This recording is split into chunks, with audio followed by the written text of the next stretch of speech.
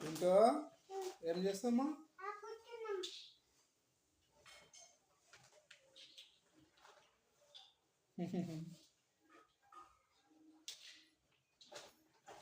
ఏంటి అవి మళ్ళా తమ్మునికి ఇచ్చినావా? మరి నువ్వు తమ్మునికి ఆడుకోండి. ఏంటిది అది? కారా?